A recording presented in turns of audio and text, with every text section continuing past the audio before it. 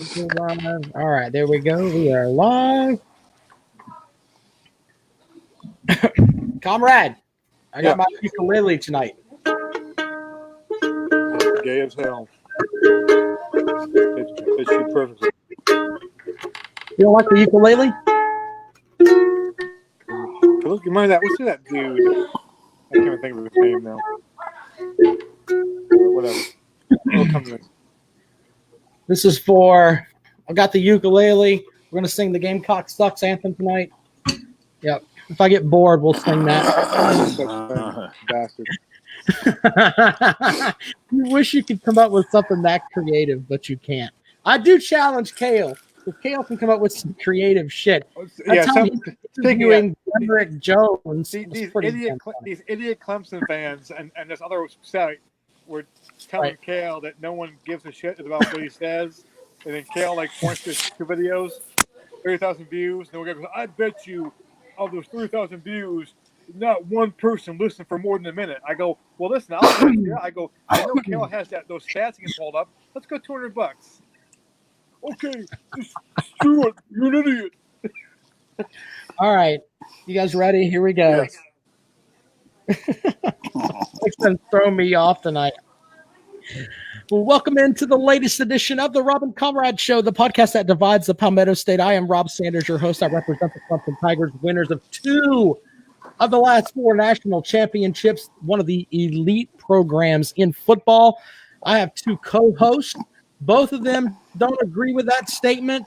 One of them is a dirty Russian. He's also okay with a 4-8 season. He is the Comrade, Mike Dobreski. Mike, good evening, sir. It is good to be here. Good to be here. I'm battling a little sickness all week, but I'm feeling a little bit better now. Been kind of a weird sports day, but I'm here to talk about the Gamecock basketball program, turning things around, hopefully. Well, we'll see about that. We'll get into the Gamecock baseball team here in a little bit. Yeah, it was kind of interesting with some of the stuff that happened this week. Lots of social media screwing stuff up. But you know who doesn't screw stuff up? That is the man in the upstate, the man that Clemson fans say they don't listen to, but they listen. He is, of course, on YouTube at Carolina Jackpot. Cale Hall. Cale, welcome to the show.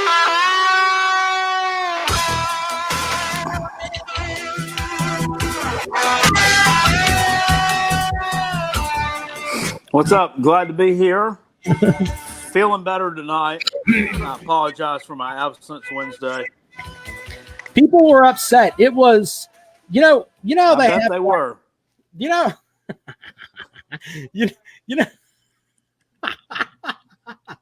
He's already thrown me off already. You know how they have Coca-Cola Classic and then they'll have Coke or whatever. We had Coca-Cola Classic on Wednesday with just myself and the Comrade. It was weird. You had Czech Cola. Czech Cola? Yeah, Sam's Choice. Holy shit. Some Dr. Thunder.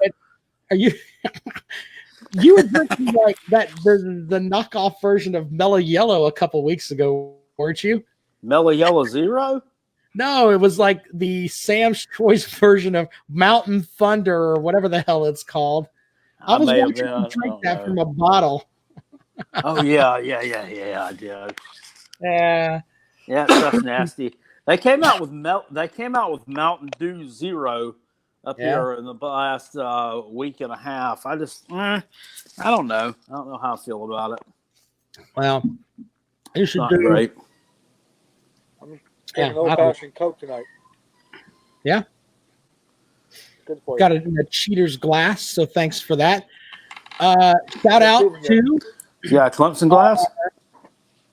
No, a lot. No, why would you say some shit like that? Come on, man. It's probably true. Well, there are lots of things that are probably true. We can deal with things that are true. Let's start with our patrons. They support us at rockcomrade.com. Lawton Swan, Thomas Dana Young, Stacey Hamp, Keith Harrelson, Jamie Phillips, Tabitha Sims, Robert Knight, Positive Mike, Lisa Sister Harkin. She's watching on Facebook tonight. Jeff Pritchett, Christian Young, Nathan Medlin, and of course, Sally Donegan and Eddie Hicks, and we got a new patron earlier this week. I got to get the information to the comrades so he can update the old website there. But Melanie Bookhart, fan of Kale, has decided to be a patron of the show. Imagine that, Kale. Awesome. Bring in new business. Yeah, everybody. I bring booming business. I'm telling you. If you did, you'd quit. By the way, we have to talk about a nasty Twitter that it wasn't the comrade and I bitching at each other. It was we kind of got drug into something today that. Oh my Lord! Yeah, it ended up with. We'll start with that after we do our sponsors, but to keep you in tune, there were people talking about you tweet because you got molested as a child. That's how far it got. And here's the funny thing. Mike and I basically sent the same message out. Please untag us in this mess. No. And they kept dragging us in. That's what happened. And some guy called me bro. Bro, just mute it. I go, bro. And he goes, what do we call you? I go, what do you call me your daddy? You probably haven't seen me before in your life anyway. Goes, oh my God. Well, that's let's thank our sponsors for the show. We'll go with DNC Trucking and Transport first. Wow. Of course, Kayla, you all right? You stub your toe? No, I'm sitting on the couch, and we've got a kitten, and my shirt went up this way, and my pants fell down, and it decided to put its claws right. Oh, well, one of my butt cheeks. Did you got clawed in the ass by a pussy? Is that what happened? I did, and it doesn't feel good. So you're going to have to go somewhere else if you do that again. That's never good. I'm dead. Hey, stop! God, dang it! Feels like briars, man. That's what I feel like when I used to go pick blackberries with my grandma. Oh, Kale's getting attacked by his cat live here on It's gone. It left now. Oh my God. It's not my cat. Oh my God. Oh, you love that cat, Kale. I've got videos showing you love that cat now. Come on now.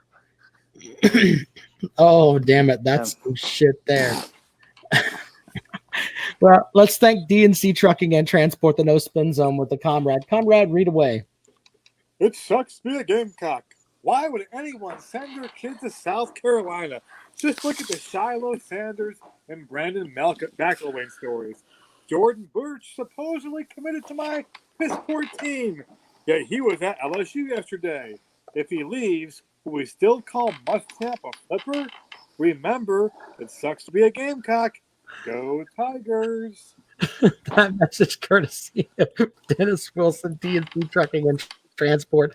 Thanks to Dennis for checking out and enjoying the show. Dennis will appreciate that. Also, we have Callaway's Bar and Grill out in West Columbia, Highway 1 diagonal from the Walmart. There you go to make belches like Kale just made there.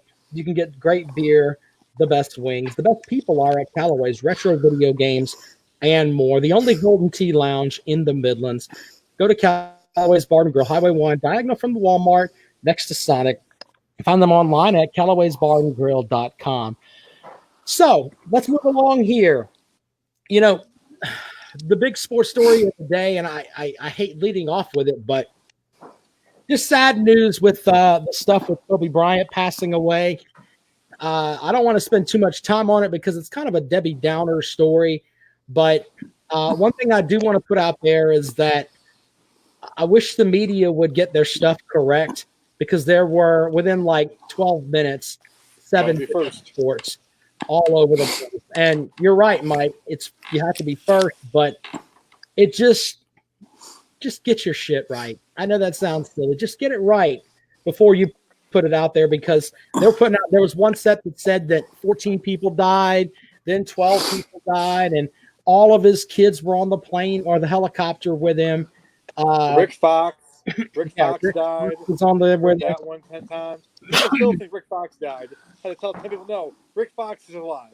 Rick Fox did not die. Yeah, but yeah, it's all about being first. All about getting the most views, most clicks, Right. most downloads and shit. But and I'm all about that if it's with something like that. But if someone dies, that's completely. TMZ dropped the story 3 hours before the LAP or whoever it was, the governing body of athletics or a governing body of police, wherever the crash was, confirmed that he was dead. So that's just ridiculous.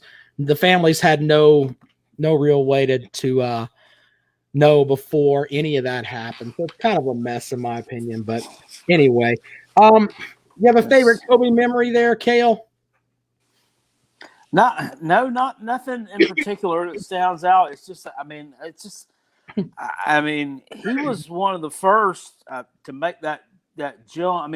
To successfully make that jump when he graduated high school. I think in '96 and went right to the NBA in the fall of '96. Right. He was 18 years old, going out there and playing with grown ass men, and he paved the way. For a lot of other guys to do that after him. Kevin Garnett comes to mind. Of course, LeBron James. So, he was a great athlete, man. He was a hell of a basketball player. That's just sad. That's really sad. And honestly, it's surprising that you don't see more of this kind of stuff happen. As much as these guys travel by air, or by car. It's just, I'm surprised it doesn't happen more often. Sadly, it's just tragic. And the daughter too, really sad. Mike, do you have a memory that you want to share? Well, I'm gonna be a hypocrite here. I was never a big Kobe fan. Okay, I used to always debate people that LeBron was better. I was a Shaq guy. If you guys followed the NBA back then, Shaq and Kobe kind of had their feuds, and I always thought it was Shaq. I thought Shaq was the better person and everything like that. But that being said, it's been like a weird day. I never hated Kobe. I just was more of a Shaq guy. But we're driving back from Florence today. My great grandmother, my wife's great grandmother, turned 99 today. We're up to see her, and we're driving back, and I kind of been off my phone all day. We're just driving back. My wife just goes, "Oh, Kobe Bryant died," and I go, "What?" And she goes, and I'm thinking she's seeing some kind of. I go, "That's not true." She goes, "It is. It's all over the thing." I go, "That's whatever." I go, "Your whatever website you're looking at's dumb. They're not. That's not true." I go, and I said to her, "I go, I think you're reading about Kobe Bryant got passed in the scoring list last night. That's you're probably reading." She goes, "No, it's he died in a helicopter." I go, "Whatever." So I got home and put my phone up, and sure enough. I go, holy crap, So it's just shocking that, you just, 41 years old and you think, people are invincible. And so it's real weird sports day for Kobe. You throw in the fact his daughter's with him. One thing I liked about Kobe after he retired was, we talk this a lot on the show sometimes, is how much he loved women's basketball.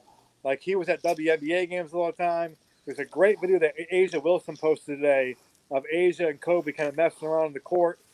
And the WNBA people and Don Staley and them all have really good stories about Kobe because he was a big proponent of women's basketball and WNBA, women's college basketball.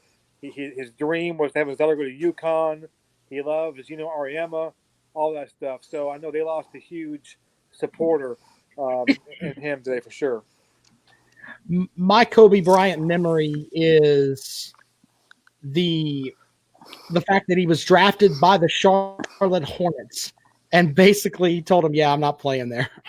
And he went from the Hornets to the Lakers, and the Hornets got Vlade Divac and like a second round pick for him or something like that.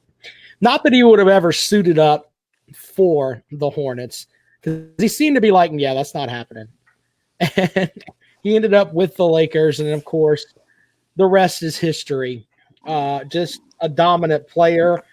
I know that you're a Shaq guy there, Mike, but Shaq was a great player, but it was, to me, Kobe was just an assassin, man. He really was.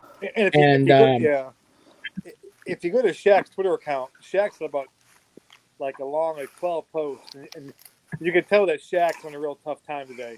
You know, they were brothers that fought. And I think they kind of reconciled a little bit over the last couple of years, and you can tell that he's just kind of, you know, he's on a tough time today too. So, I mean, I'm a Shaq fan for sure, but I mean, I understand how important Kobe was to Shaq at the end of the day. So, Mike, he never played for anybody else either, did he? Who? Kobe? He was a career Laker, wasn't he? Well, yeah. He's a Hornet, then a Laker, but never played for the Hornets. But well, yeah, I mean that's rare. It is rare. You never see that. You never see that in big time sports anymore. You don't. Mike, put your headset on so they can hear you, brother. Can you do that for me? You can't hear me? Well, we can hear you. Just the volume's kind of low. So if you can put your headset on, that would be awesome. Anyway, we can't see you. Yeah, we don't need to see you. Just put your headset on. But no. Anyway, the big thing with that is just all you could say is rest in peace, Kobe. The guy was just outstanding. All right, so we're gonna move on here. We'll talk. I kind of want to get into the thing with Shiloh Sanders. I know I goofed a lot about it, but Shiloh Sanders basically took to Twitter and said he was lied to. Me personally, I think that when kids get on social media, things can get antsy. When you were 18, you weren't exactly making the best decisions. I believe that. But the reality is that he put some stuff out there on Twitter, and it's not a good look. And we can sit here and mock it as Clemson fans. It's not a good look for anybody because someone is lying somewhere. Me personally, of the three people that could be lying, one, whoever recruited him for football, two, Mark Kingston, or three, Shiloh Sanders. The one that I think that is not lying is Mark Kingston. I think he went in and did what he would do with anybody that was coming in there for a tryout, and things just went awry. Sanders claims that, of course, this is Deion Sanders' son, that he didn't really get a fair look. Cale, what do you think about that, man? Who do you think of the three is lying? Yeah, I don't. If you had a chance to bring a really good baseball player on your team, and you're giving him a tryout, I don't think that Mark Kingston got to his position as a head coach of an SEC level baseball team by not being able to judge talent. Now, whether or not he's the best baseball coach in the SEC, that's up for debate. But I mean, if there wasn't some talent there, if there wasn't some kind of reason to keep him around and maybe put him through that next round of tryouts, why would he not do that? Makes no sense. I kind of agree with that. And you know what? Here's the thing. I'm sure they have open tryouts every year where you can try to walk on to the team and try to get on. And generally they'll tell you whether or not you can go. You may only get 15 swings in the batting cage. They don't have all day. So the people that are out there on Twitter saying, give Shiloh a chance, I don't understand what you want. He was recruited to South Carolina to be a football player.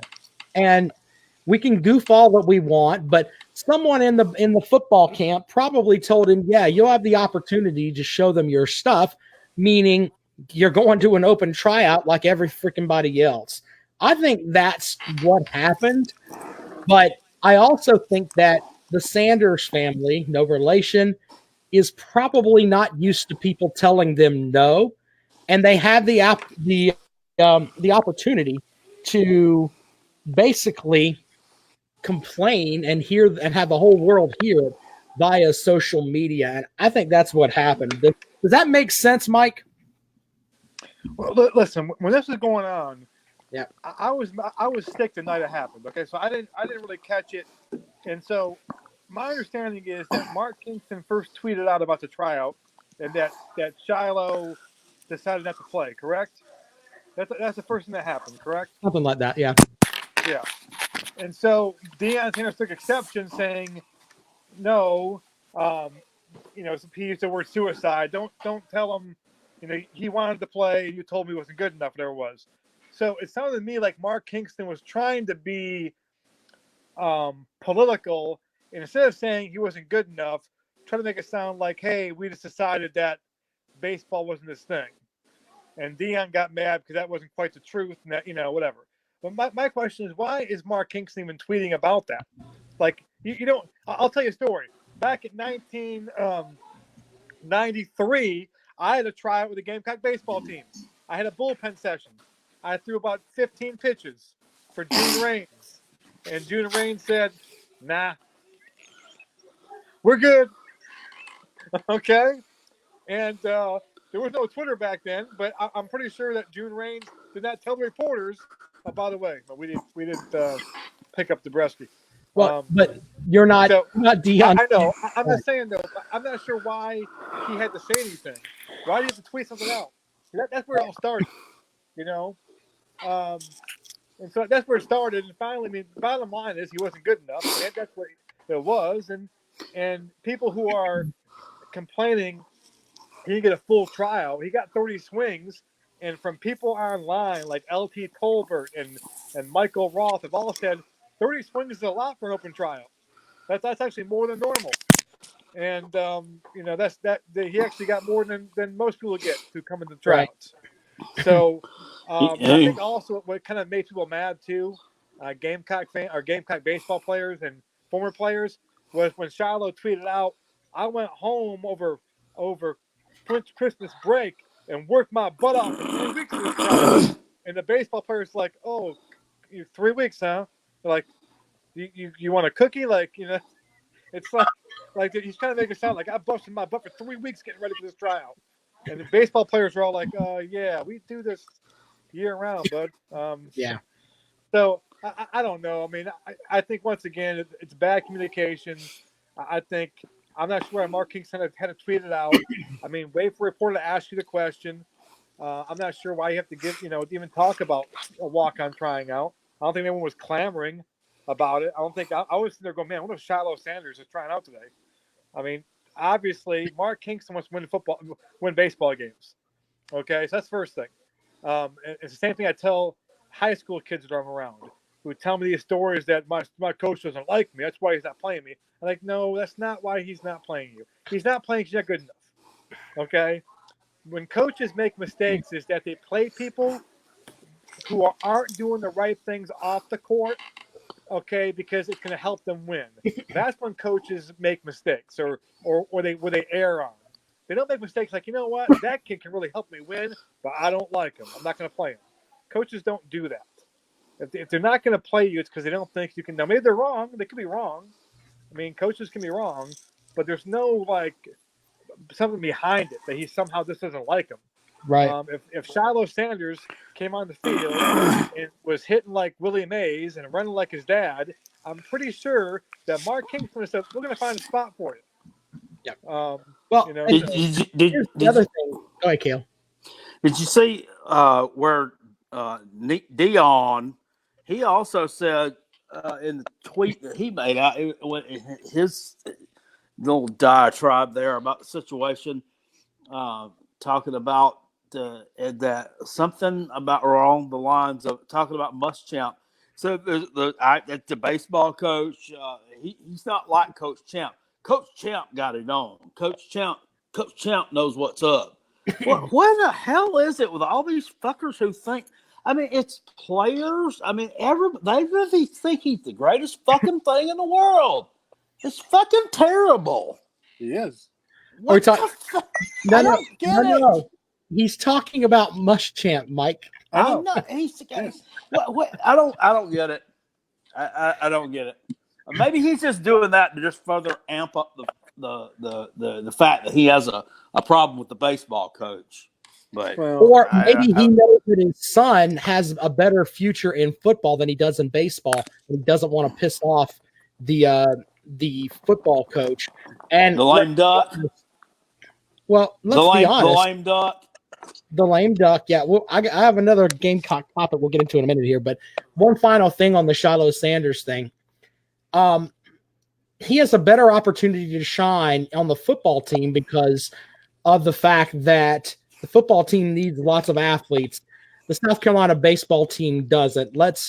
I'm not trying to, put them over too much, but in reality, the South Carolina baseball team, they've kind of teetered off, but they're one of the elite programs in the country. If you go and play for the South Carolina baseball team, people kind of turn their heads a little bit. They still see South Carolina as an elite team. They won 2 national titles. So you have to give them the respect that they deserve. Rob, they're not the Mecca. Shut the hole. Not the Mecca of college baseball. Everyone wants to play the Mecca. I'm trying to say something here and make a point. Okay, but anyway, I think that's basically what happened. I think eventually this kid's going to hit the transfer portal. I think that's what's going to happen with him, and things will go south. But here's the other thing, too. I kind of blame the athletics department down there just a little bit, because whenever Deion Sanders came to town, they were tweeting and posting about it and putting him out there with where he's doing workouts and shit on the field with his son, and he's yelling at his son, "Oh, you ready for prime? You ready for prime?" And they're out there running around and they're streaming it on the Gamecock website.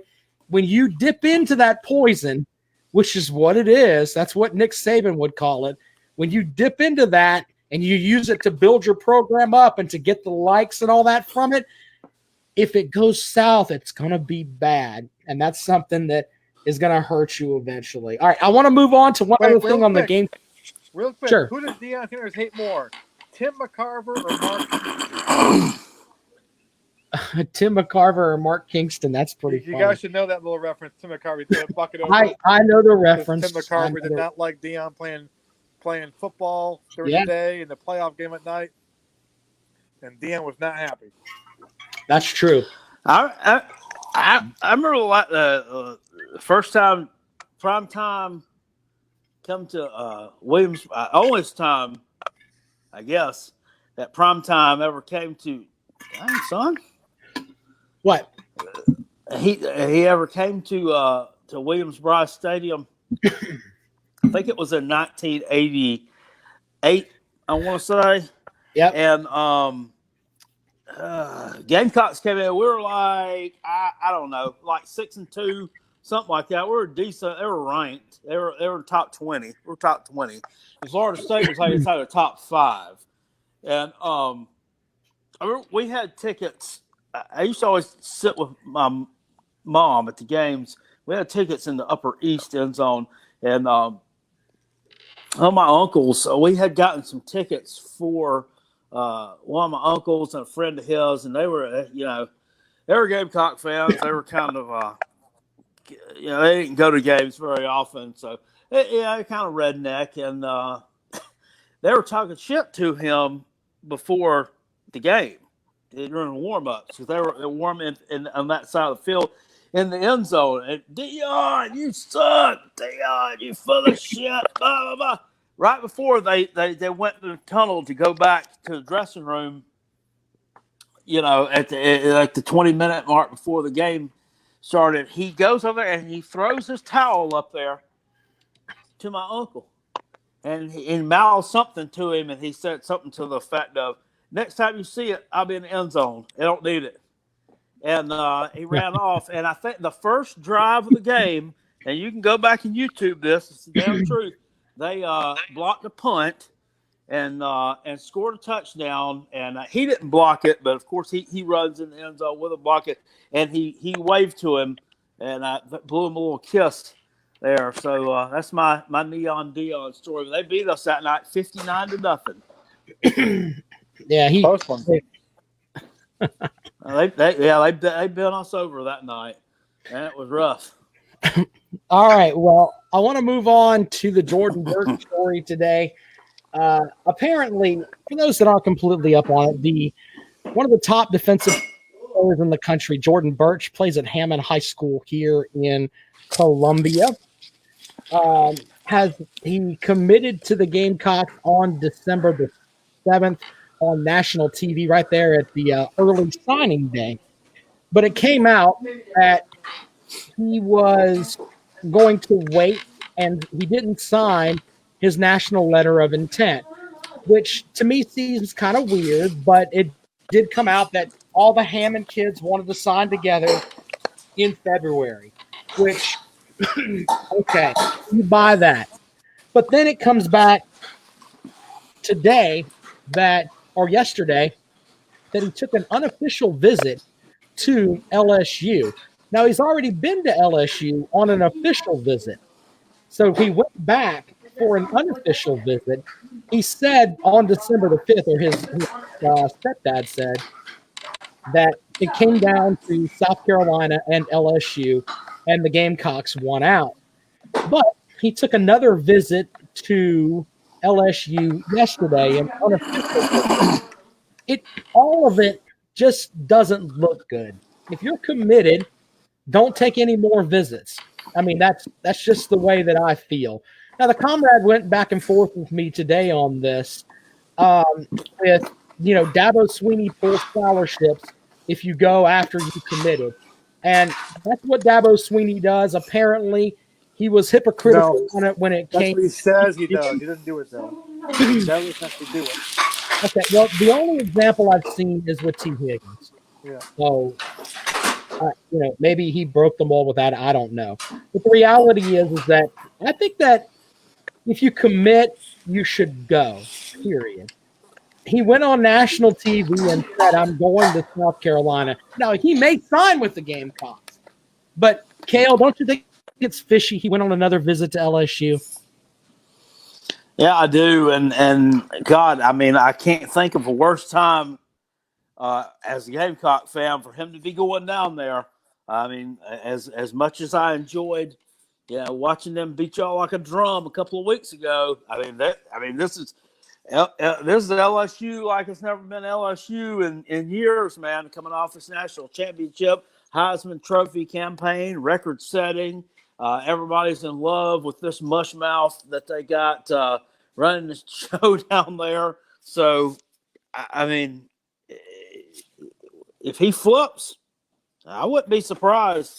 I really wouldn't. But I mean, he just doesn't seem to be the type of kid to do something like that. As quiet as his entire recruitment was, and you never knew where he was going, and you never knew what he was thinking, and then all of a sudden, boom, we just commit to South Carolina, and now we're going to take visits, and everything's becoming so public.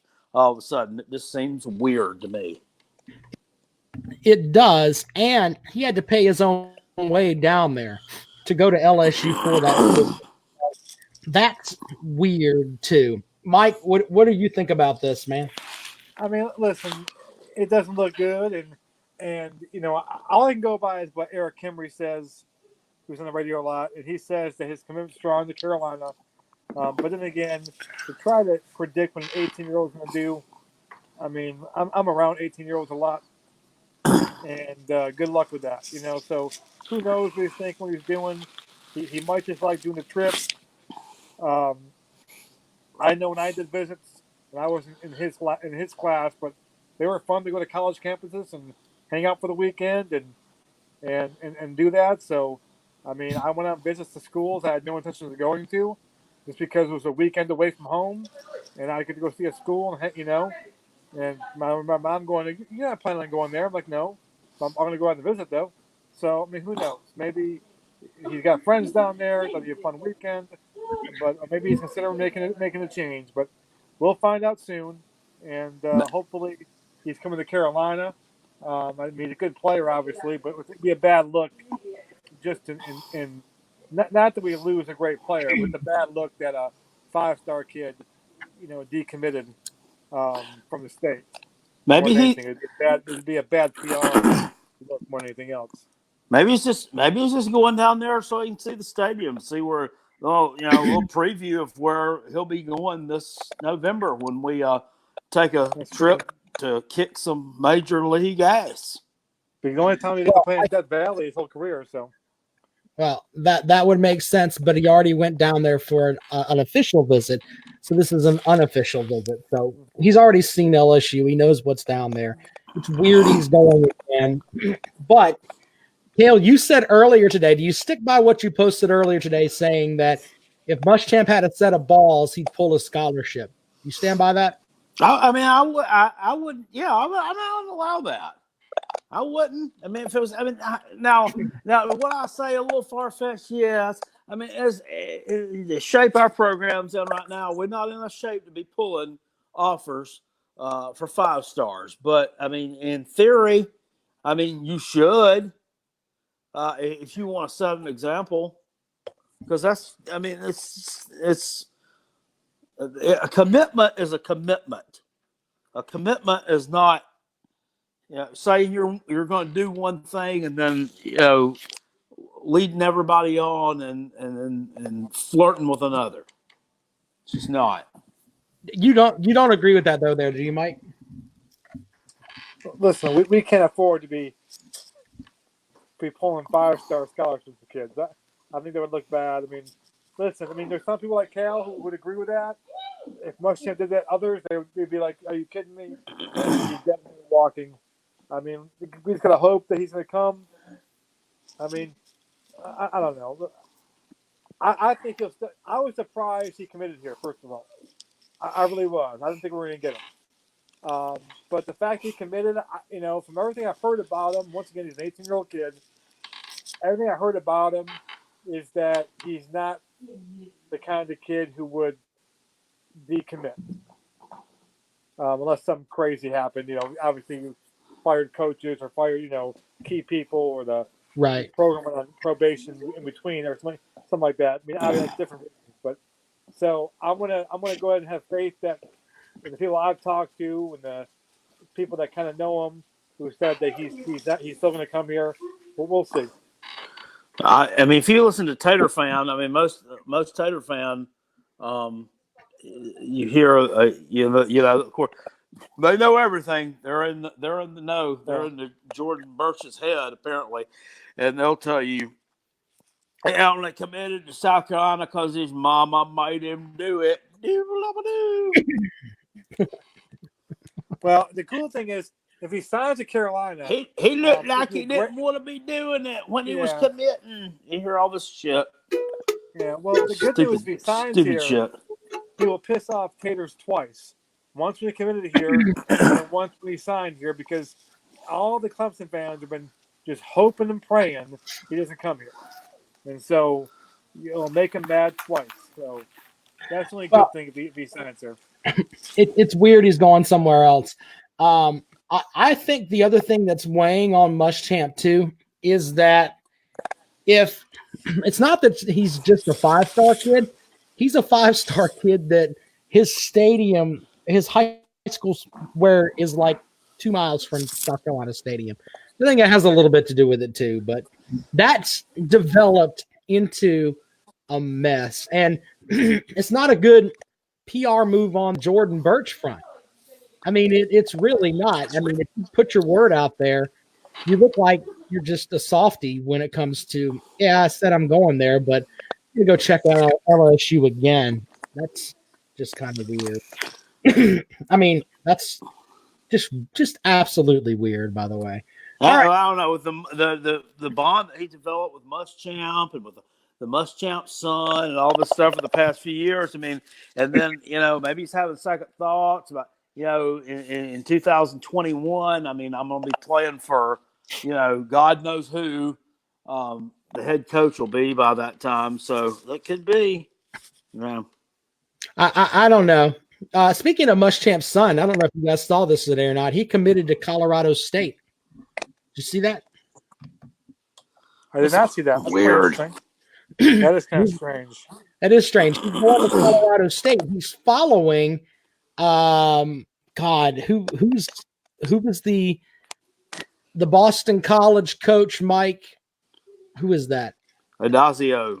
Yeah, Adazio was the only Power 5 that showed interest in Jackson Muschamp, and then he decided to follow Adazio to Colorado State. So that's interesting. Some interesting news that came out today. Kind of got. Oh boy, that would have to be the Boston College offense would have had to have been an exciting offense to play quarterback in. By God, they don't even throw a fucking forward pass. Woo, Lord. Yeah, well, that's true. It's sad, but it's true. Anyway, so Jackson Muschamp has made his decision. He will go to Colorado State and play for Steve Adazio. Rodney Montez Hamilton says Corey Freeman, a 5-star defensive end, just committed to Clemson. Clemson's had a hell of a by the way. What? Rich get richer. Yep. That's kind of what's happening.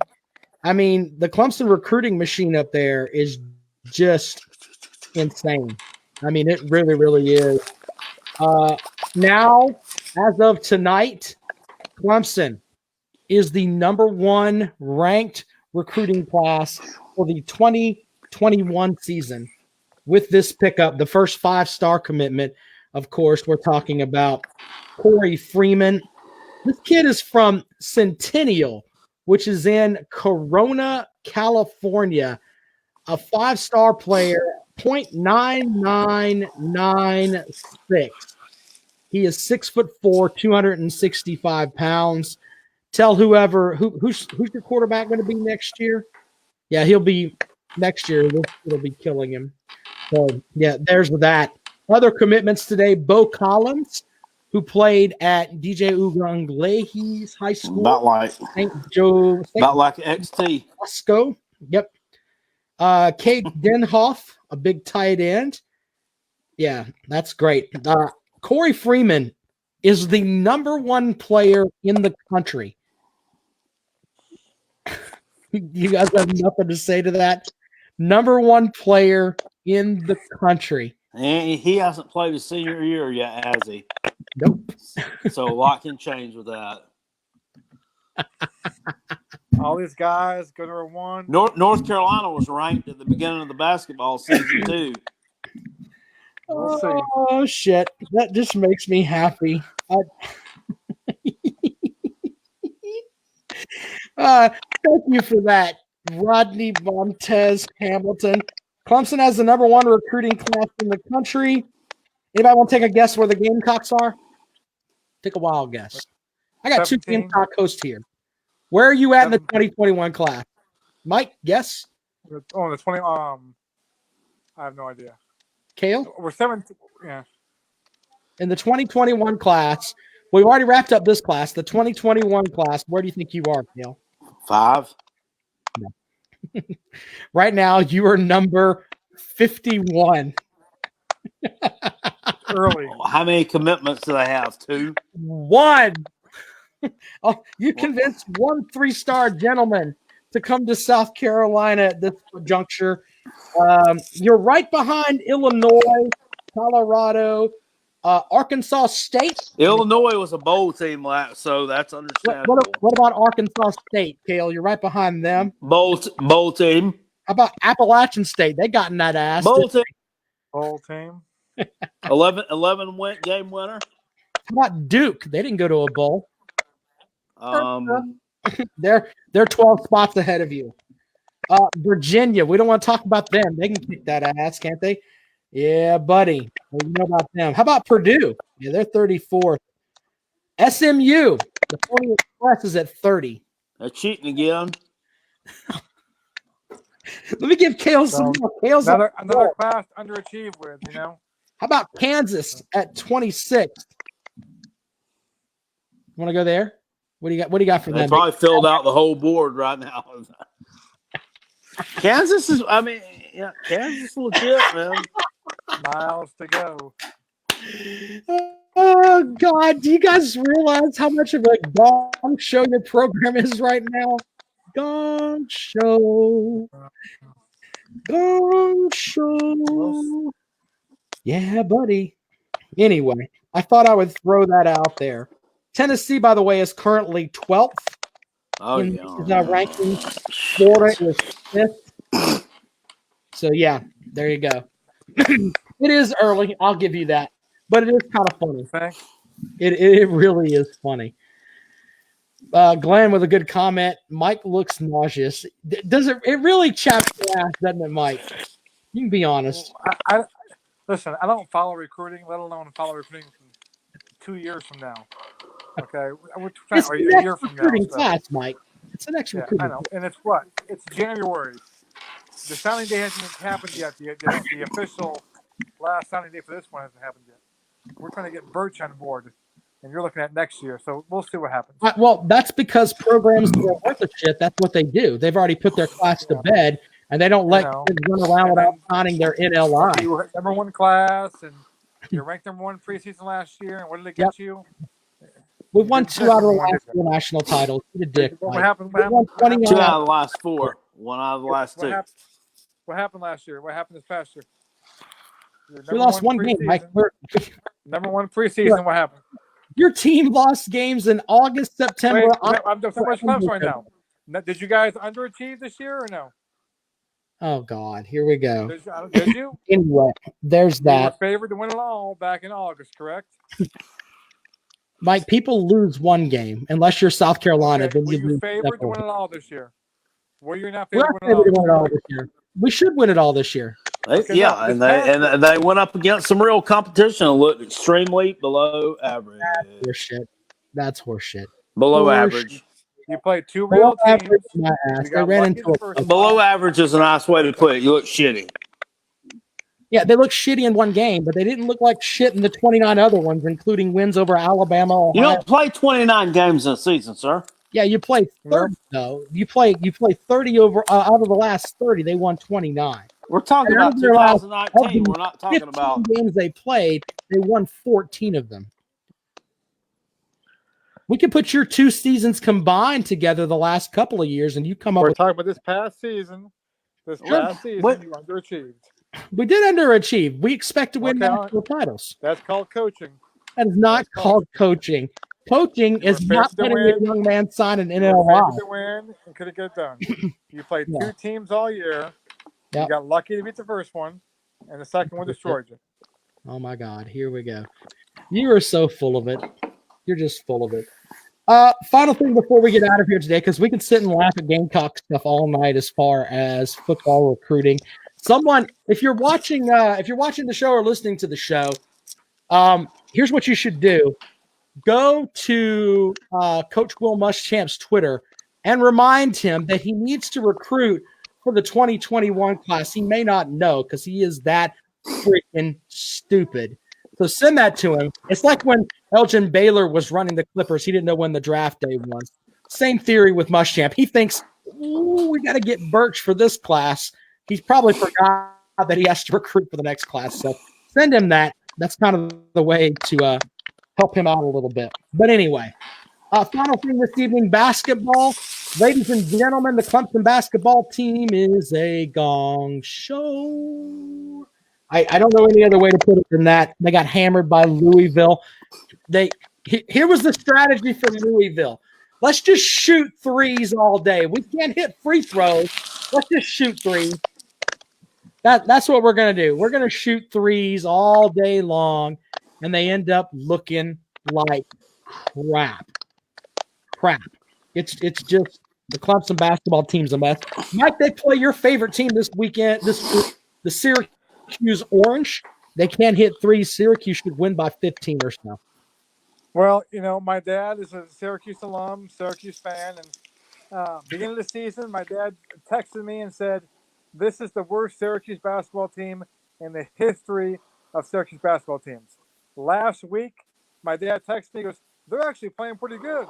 They're getting better. I don't think they're the worst team in Syracuse history." So look out. They could be on the move, the Orange. Is Boeheim still the coach at Syracuse? Of course. Yes, he is. But holy shit! A lot of fans are kind of getting, kind of hoping he retires. He's lost a lot of his key assistants, and he's not quite recruiting like he used to. And the fans are kind of getting a little bit tired of Boeheim, thinking the game's passed him by a little bit. Wait, time for the retire. I'm playing my ukulele. It's the Fire Brad Brownell song. We need to fire this asshole Brownell. That's what the thing, though. I swear, I don't see why you guys want to fire him so bad. I mean, who do you really think you're going to get that's really going to do significantly better? Shaka Smart. No. Okay. Where's he at right now? He's at Texas. He's going to leave there. He ain't leaving Texas to come to Clemson. He's going to get fired from Texas. They're going to fire him. Yeah, he's going to leave there. So you want somebody that's going to get fired?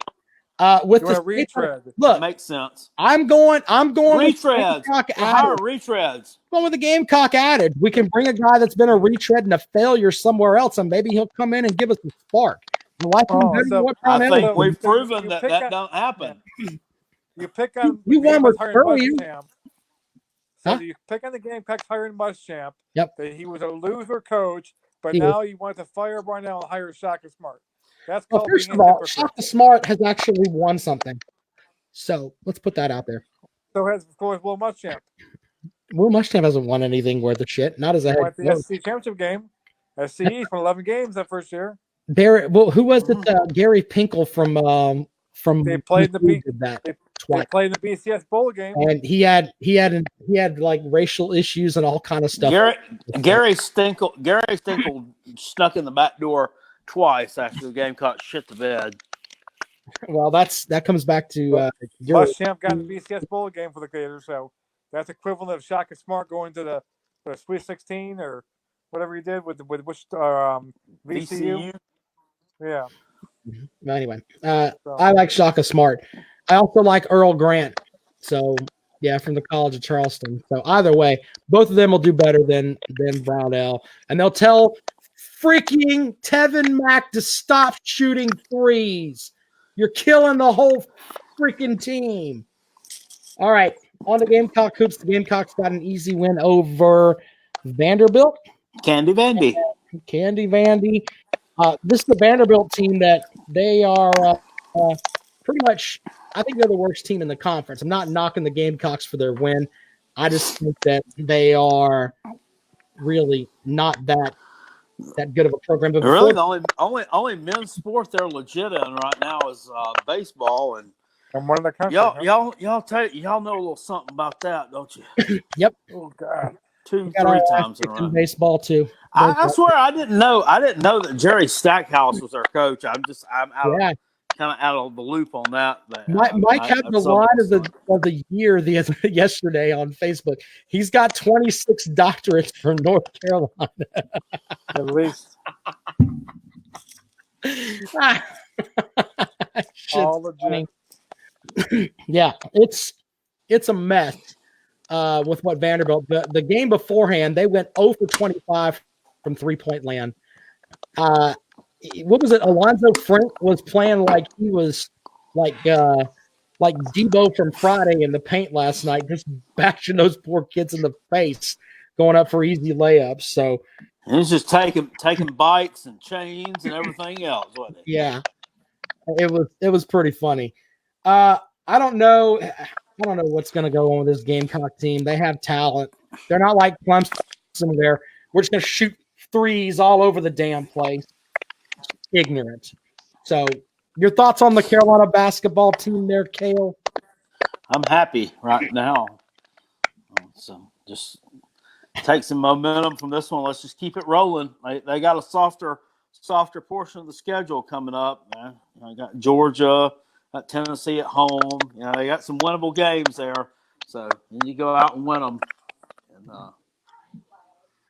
let's get some steam going heading into this. I'm looking forward to Anthony Edwards from Georgia. He's supposed to be a top draft pick. I might go to the South Carolina game just to see him play. Maybe he's going to be really good. Melanie wants to know what's your cat's name there, Mike. This is Cocky right here. We got two cats, two brothers. They're both twins, Cocky and Clem.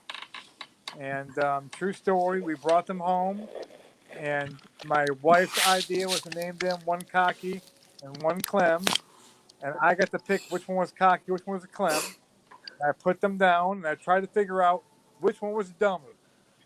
And one was clearly dumber, and I said, That one there is Clem. And Clem is a real sweet boy, but he's not quite that fast on the uptick. A little bit kind of lost. Not quite all there, and that's Clem. This is Cocky right here. Cocky's my buddy.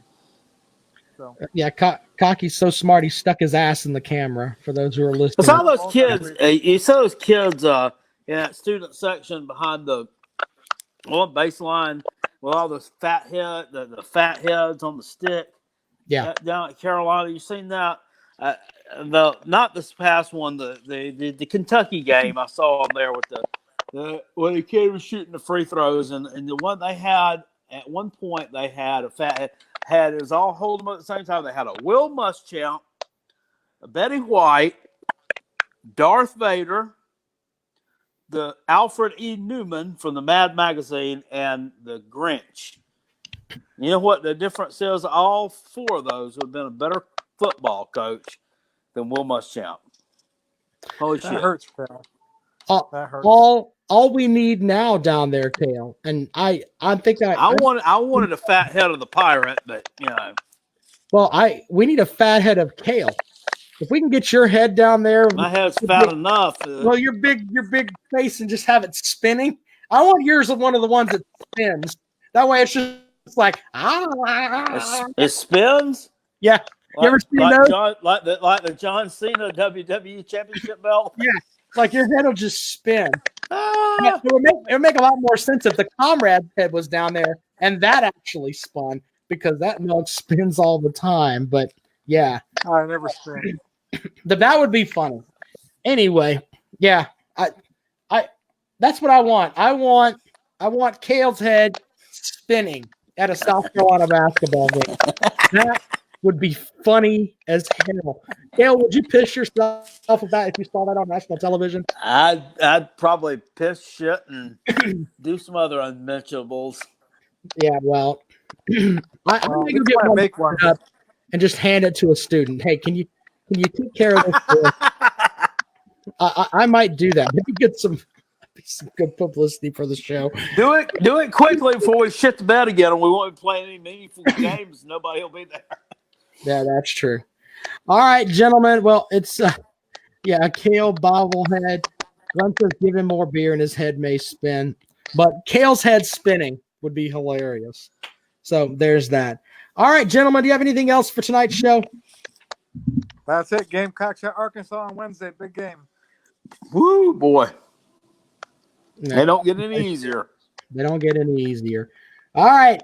With Kale's spinning head, that's a wrap.